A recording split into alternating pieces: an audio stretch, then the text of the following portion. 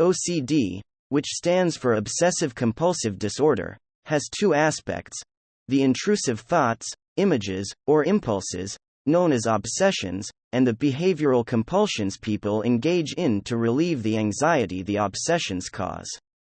The kinds of actions that people often associate with OCD, like excessive handwashing, or checking things repeatedly, may be examples of obsessive or compulsive tendencies that many of us exhibit from time to time. But the actual disorder is far more rare and can be quite debilitating. People affected have little or no control over their obsessive thoughts and compulsive behaviors, which tend to be time-consuming and interfere with work, school or social life to the point of causing significant distress. This set of diagnostic criteria is what separates people suffering from OCD from those who may just be a bit more meticulous or hygiene-obsessed than usual.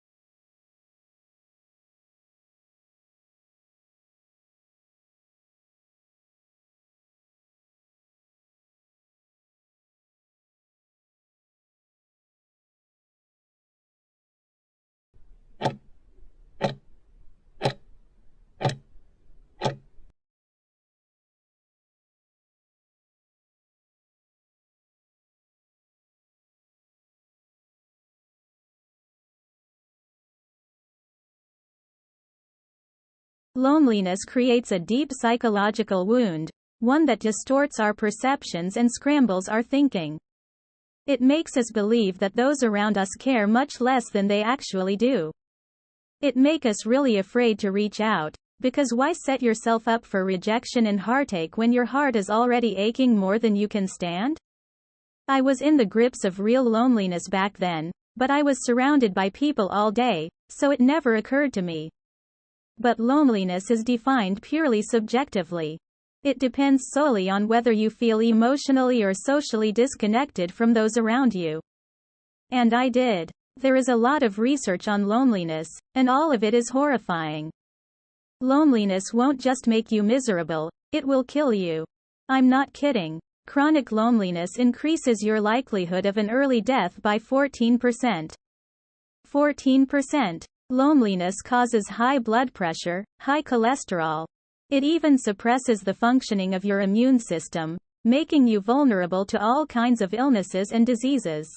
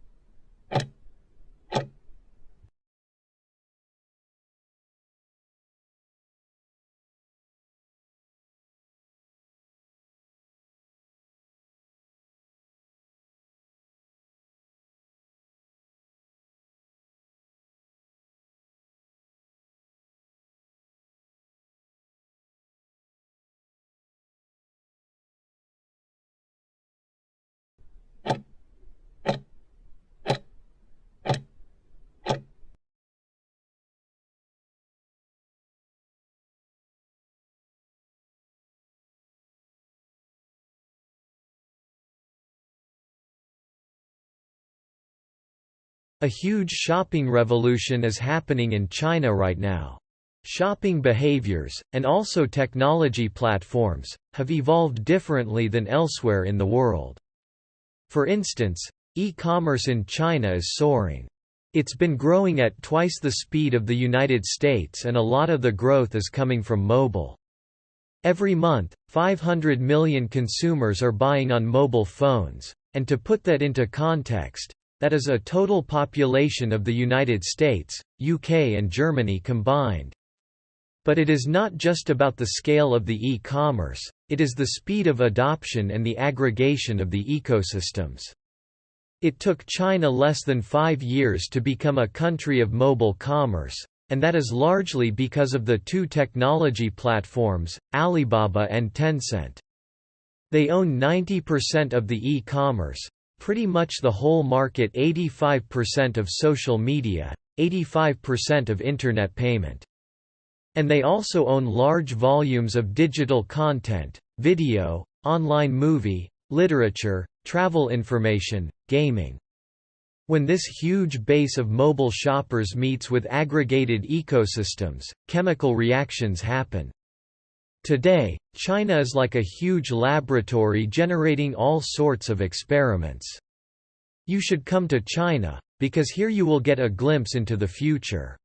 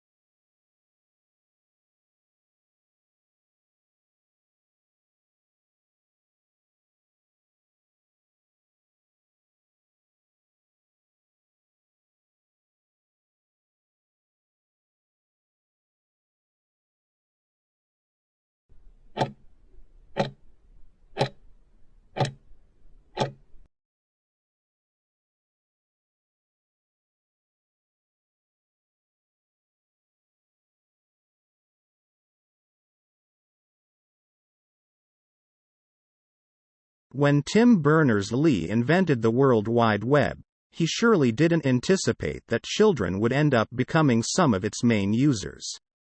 Most start using the Internet at the average age of 3, and as recent research shows, children now spend more time playing and socializing online than watching television programs. Given this change in habits, it is not surprising that a recent House of Lords report has raised online safety and behavior as an important issue. The report said that for children, learning to survive in a world dominated by the Internet should be as important as reading and writing. The House of Lords Communications Committee also warned that children should not be leaving school without a well-rounded understanding of the digital world. It also suggested that the government should think about implementing new legal requirements and a code of conduct companies would have to adhere to, which would help to bring the Internet up to child-friendly standards. Of course, trying to rectify this lack of child-centered design is not an easy task, but one that requires the cooperation and goodwill of many sectors. It will need to involve consultation with technology, education, legal and policy experts. And it would also be a good idea to make children and young people part of the process.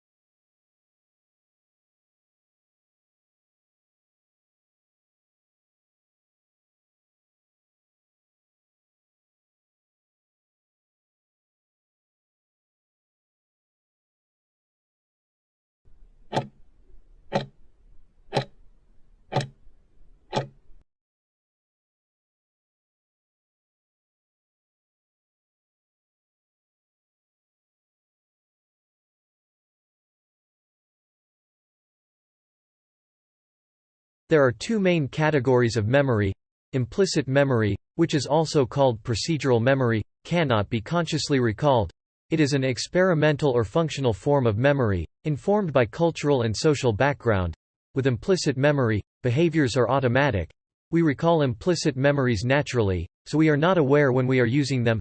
Examples of implicit memory include using languages naturally, driving automatically, reading and writing. When people try to consciously describe how to drive, they may misrepresent how they actually drive. What we often describe as bad memory is explicit memory. Explicit memory is also known as episodic memory, which is totally different from implicit memory. It's more about time and space, and is often related to personal life experiences. Some examples of explicit memory include remembering birthdays from many years ago, or answering multiple choice questions in a test.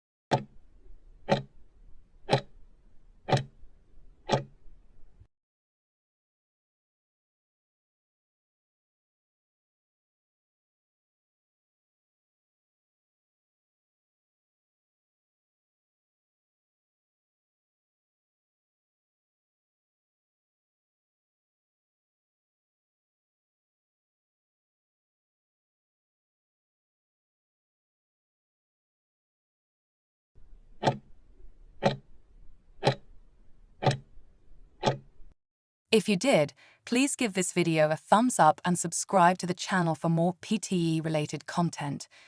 Don't forget to leave a comment below letting me know what you think, or if you have any questions. Thanks for watching. I will meet you soon at our next video.